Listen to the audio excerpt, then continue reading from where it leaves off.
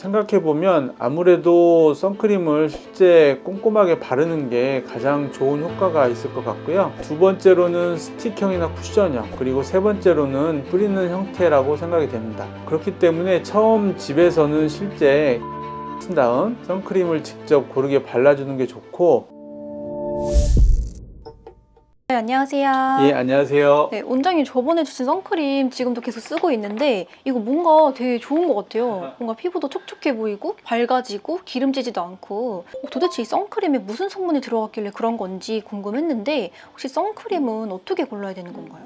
우선 선크림을 선택하는 데 있어서는 몇 가지를 생각해 볼 수 있는데, 우선 선크림에는 크게 유기자차, 유기질 성분의 자외선 차단제 약자고, 무기자차, 무기질 성분의 자외선 차단제로 나눌 수가 있습니다. 먼저 무기자차를 말씀드리면 무기질 성분, 그중에 징크 옥사이드 또는 티타늄 옥사이드 성분이 들어있는데, 이런 성분들이 자외선을 물리적으로 튕겨나게 하여 자외선을 차단하는 효과가 있습니다. 이 장점은 자극이 적어서 민감성 피부에서 사용하기가 좋고요. 우리 몸에 흡수가 안 되기 때문에 임산부나 어린이 등에 사용할 수 있습니다. 또한 바르고 즉각적인 효과를 나타낼 수 있기 때문에 바르고 바로 외출할 수 있는 장점도 있습니다. 근데 왠지 장점만 있진 않겠죠. 무기자차는 우선 백탁 현상이 매우 심하고 우리 몸에 흡수가 안 되기 때문에 무겁고 사용감이 좀 안 좋을 수 있습니다. 그리고 이제 두 번째로 우리가 유기자차를 말씀을 드리면, 유기자차는 유기화합물 성분을 피부에 발라주게 되면 이 성분이 자외선과 반응해서 자외선을 차단해주는 효과를 나타냅니다. 자외선과 반응하는 과정 중에 열을 발생하는데, 이런 열 등이 피부 홍조 등에 안 좋을 수 있고 알러지 등을 유발할 수 있습니다.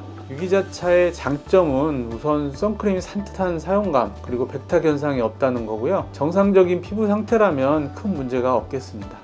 원장님 선크림은 뭐 PA, SPF, 플러스 이런 게 적혀 있잖아요. 이게 정확히 뭔지 좀 궁금해요. 우선은 이제 앞에 유기자차, 무기자차처럼 PA, SPF는 약자인데요. 자외선의 종류에는 A, B, C 이렇게 세 가지 종류가 있는데, 그 중에 자외선 A, B가 중요합니다. 이 자외선을 차단하는 자외선 차단 지수를 표시한 건데요. 우선 SPF는 Sun Protection Factor UVB를, 그리고 PA는 Protection A 해서 약자로 UVA를 차단하는 등급을 표시한 겁니다. 보통 SPF 30을 우리나라 사람이 바른 경우 30 곱하기 15 해서 450분 정도의 자외선 차단 효과가 있다고 말할 수 있습니다. 그러나 사실 보통 우리가 선크림을 바를 때 500원 동전 정도의 사이즈만큼 발랐을 때를 기준을 하기 때문에 이것보다는 좀 더 짧은 유지 효과를 보인다고 할 수 있겠습니다. PA 등급은 플러스 하나에서부터 플러스 4까지 기재하여서 플러스가 많을수록 효과가 크다고 볼 수 있겠습니다. 근데 선크림 종류가 되게 많은데 뭐 바르는 거, 뿌리는 거, 스틱형 이렇게 있잖아요. 어떤 형태가 제일 좋은 건가요? 생각해보면 아무래도 선크림을 실제 꼼꼼하게 바르는 게 가장 좋은 효과가 있을 것 같고요. 두 번째로는 스틱형이나 쿠션형, 그리고 세 번째로는 뿌리는 형태라고 생각이 됩니다. 그렇기 때문에 처음 집에서는 실제 깨끗하게 손을 씻은 다음 선크림을 직접 고르게 발라주는 게 좋고, 밖에 나가서 덧바를 때는 아무래도 깨끗한 손을 유지하기 어렵기 때문에 스틱형이나 컴팩트, 그리고 필요하다 그러면 뿌리는 형태의 선크림을 사용하시면 되겠습니다. 이거 되게 꿀팁인데요? 그럼 이 선크림을 실내에서도 발라야 된다는 말이 많은데 진짜 맞나요?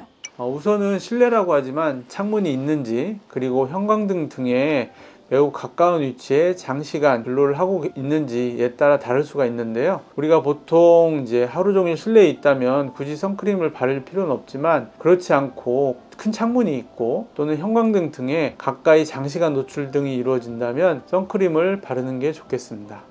그리고 이제 고객님 중에 가끔 골프 치시는 분들을 접하게 됐는데, 골프 치시는 경우에는 이제 보통 치기 전에는 굉장히 선크림을 잘 바르세요. 그런데 골프가 끝나고 씻고 이제 집에 갈 때는 선크림을 바르지 않고 집에 가는 경우가 있는데, 이런 경우에 햇빛에 운전 중 장시간 노출되기 때문에 아무래도 문제가 생길 수가 있습니다. 그래서 항상 외부에 이제 장시간 노출될 때는 선크림을 한 번 더 중간에 덧바르거나, 또는 아까 말씀드렸던 것처럼 그런 부분을 놓치지 않고 선크림을 꼭 잘 바르시는 게 피부 노화 예방에 도움이 되겠습니다.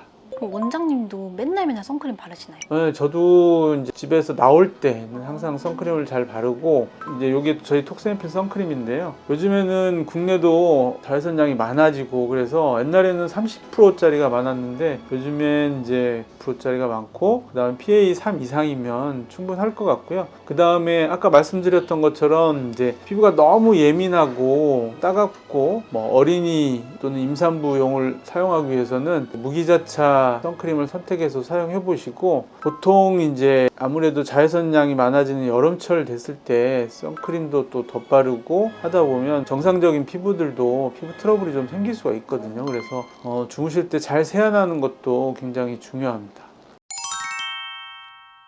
우리가 보통 피부 노화에는 내인성 노화와 그 다음에 외인성 노화가 있거든요. 보통은 자외선에 의한 노화, 우리가 광노화라고 그러는데, 그걸 예방하기 위해서는 선크림을 잘 발라줘야 됩니다. 선크림을 바르는 거는 얼굴에 색소가 없어지는 정도가 아니라 암을 예방하고 피부 노화를 억제하는 가장 강력한 무기이기 때문에 지금 여름철 여러 번 강조해도 지나치지 않다고 생각됩니다. 영상이 조금이라도 도움이 되셨다면 주변에 많은 공유 부탁드립니다. 감사합니다.